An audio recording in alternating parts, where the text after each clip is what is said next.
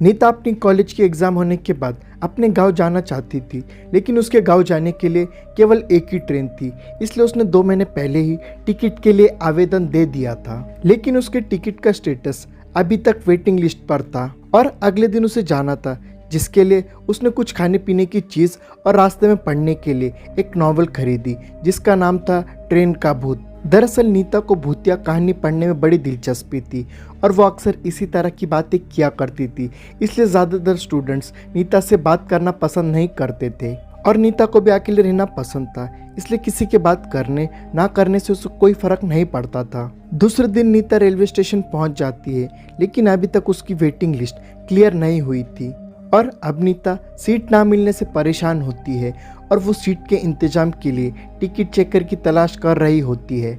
और काफ़ी देर इंतज़ार करने के बाद जब कोई नहीं आता तो नीता किसी भी सीट पर बैठ जाती है और अपना नॉवेल निकाल कर पढ़ने लगती है। इसके बाद ट्रेन में यात्रियों का आना जाना शुरू हो जाता है, लेकिन नीता भूतिया किताब में पूरी तरह से खो चुकी होती है और अब उसे किताब पढ़ते पढ़ते 2 घंटे गुजर जाते हैं। तभी ट्रेन में टिकट चेकर आता है और वो नीता से उसकी टिकट मांगता है और नीता अपनी टिकट दे देती है, लेकिन नीता की टिकट वेटिंग लिस्ट पर होती है। ये देखकर टिकट चेकर नीता से कहता है, क्या तुम सारी रात ऐसे बैठे बैठे सफ़र करोगी?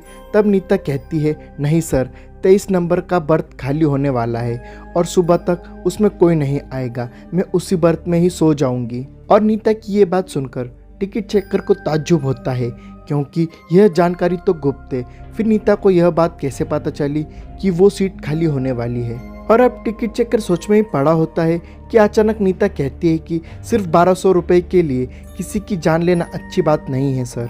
और ये बात सुनते ही टिकट चेकर के चेहरे का रंग बदल जाता है और वो नीता की बात को अनसुना करके आगे की बर्थ में निकल जाता है। दरअसल नीता जो नॉवेल पढ़ रही थी उसमें भूतों को अपने संपर्क में लाने का मंत्र लिखा हुआ था, जिसे गलती से नीता ने पढ़ लिया था और इस वजह से नीता के अंदर शैतानी रूह प्रवेश कर चुकी थी। और नीता से मिलने के बाद टिकट चेकर बहुत घबरा चुका था।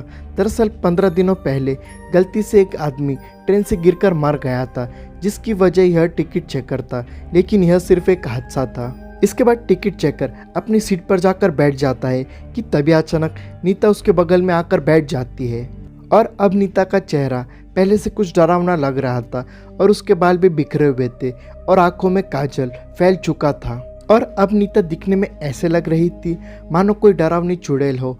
और नीता को देखकर टिकट चेकर बेहोश हो जाता है और कुछ देर बाद जैसे ही टिकट चेकर को होश आता है तो वो रस्सी के सहारे बाहर लटका हुआ जोर जोर से चिल्ला रहा होता है और उसकी आवाज़ सुनकर बहुत से लोग इकट्ठा हो जाते हैं, लेकिन नीता के डरावने चेहरे की वजह से किसी की हिम्मत उसे बचाने की नहीं होती। और उन सभी के बीच में एक भिक्षु भी यात्रा कर रहे होते हैं और वो बहुत देर से आंखें बंद करके अपने ध्यान में बैठे हुए होते हैं, लेकिन लोगों की चीख पुकार सुनकर उनका ध्यान भंग हो जाता है और वो क्रोधित हो जाते हैं। लेकिन जैसे ही उनकी नज़र बाहर लटके हुए टिकट चेकर पर पड़ती है तो वो अपनी जगह से खड़े होकर नीता के पास पहुंचते हैं और ऊंचे स्वर में कहते हैं, तुम उसे छोड़ दो, तुम्हारे साथ न्याय होगा। लेकिन उनके कई बार बोलने पर भी जब नीता ऐसे ही खड़ी रहती है तो भिक्षु आंखें बंद करके खड़े हो जाते हैं और कुछ ही देर में उन्हें पता लगता है कि जब तक नीता के हाथ में यह नॉवेल है तब तक एक भूतिया साया उसके ऊपर से नहीं हटेगा।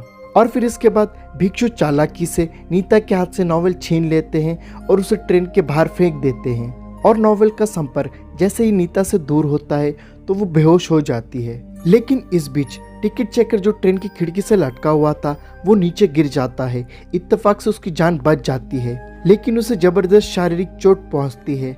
और इसके बाद भिक्षु नीता को अपने काबू में करते हुए ट्रेन से नीचे उतारते हैं और उसे हॉस्पिटल पहुंचा देते हैं और रेल पुलिस की टीम टिकट चेकर को मौके पर जाकर इलाज करवाती है।